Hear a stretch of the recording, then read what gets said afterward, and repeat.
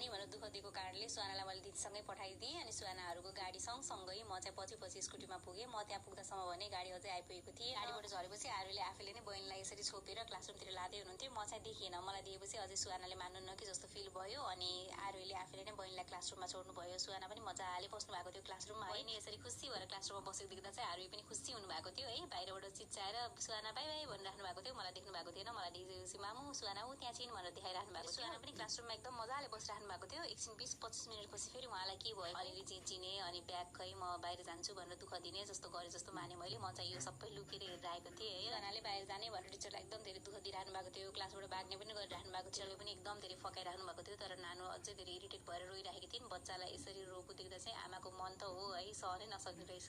मलाई पनि एकदम धेरै नराम्रो लागिरहेको थियो। अब धेरै बेर चाहिँ राख्दिन जस्तो लागिरहेको थियो। अनि टिचरले चाहिँ बाहिर निकालेर मजाले बोकी बोलाइराख्नु भएको थियो। त्यही पनि नानु अझै नबोलेको देखिसकेपछि अनि मैले ड्याडीलाई फोन गरेर अब लिएर जानु पर्यो, धेरै बेर राख्दैन भनेर लगभग 2 घन्टामा हामीले सुहानालाई त्यो दिन चाहिँ घर लिएर आइसकेपछि सुहाना यति धेरै ह्याप्पी हुनुहुन्थ्यो। अब मैले फेरि छोडेर जान्छु जस्तो फिल भएछ के भएछ है। मलाई छोड्नु भएको थिएन। कति बेरसम्म यसरी पनि बसिराख्नु भएको थियो।